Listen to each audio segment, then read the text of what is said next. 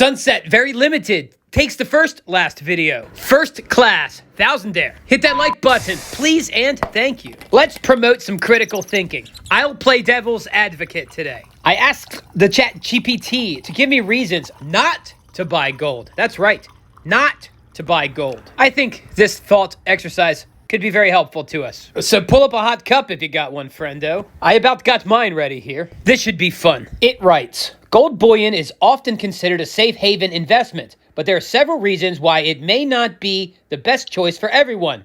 Here are some reasons to reconsider buying gold bullion. Obviously, this show is not sponsored by a bullion dealer, and it will never be. If I was sponsored by a bullion dealer, I probably would not be able to do this topic today. And that's why you always hear me talk about conflict of interest and compromised integrity when big stacker channels are basically shilling for bullion dealers and mining companies. But let's just get into it. Number one, lack of passive income. Gold does not generate interest, dividends, or any form of passive income. Unlike stocks or real estate, its value relies purely on price appreciation. All right, I think we all know that one. I'll say if it appreciates fast enough, who cares? And vice versa, if you have a dividend stock where the stock goes down, but it's still paying you, but the stock is going down, who cares? Oh, I'll insert. It's important to understand this is not financial advice. I'm just advising you to think about some things. And I'm also advising you to share your thoughts in the comments below with the rest of the thousandaires. All right, number two, storage and security costs.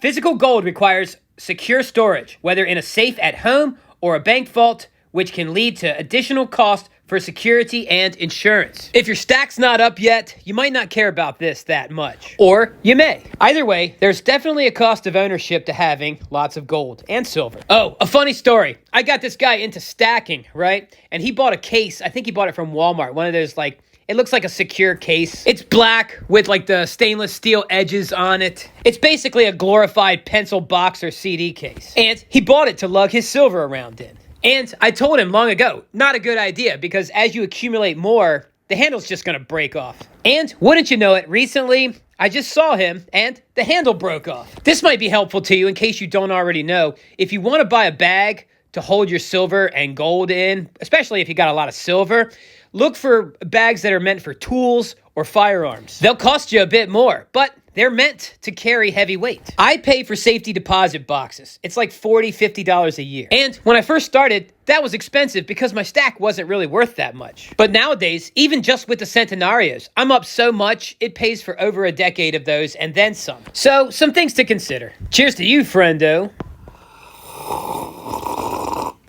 Ooh, hot. All right, where was I? Let's continue. Number three, liquidity challenges. Selling gold bullion can be more complicated than selling stocks or bonds.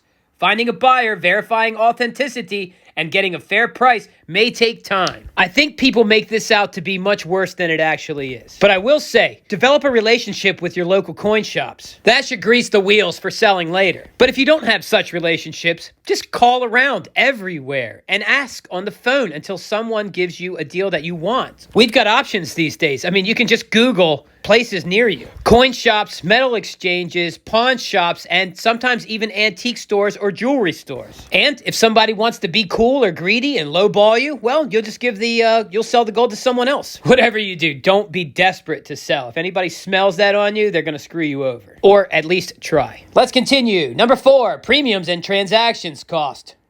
Dealers charge a premium over the spot price, and when selling, you might receive less than market value. This spread can eat into your potential profits. I would say one of the best ways to mitigate this is whatever you put into your gold or silver, make sure you don't need that cash anytime soon. Yeah, so take it easy. Don't buy so much. Leave yourself a cushion of cash. If you buy with regularity, time's gonna go by, your stack's gonna get huge. Don't you worry, a constant drip fills a bucket. And before you know it, you'll have those storage problems. All right, I'm running out of time, so here's one more. Inflation hedge is not always reliable. While gold is often touted as an inflation hedge, its performance can be inconsistent.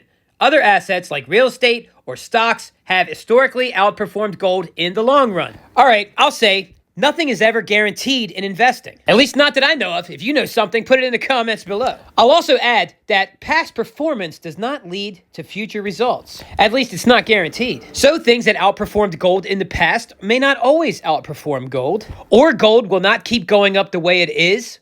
Or maybe it will. Me, I just try not to keep my eggs all in one basket. It's not good to just have one asset, in my opinion. It's good to have many.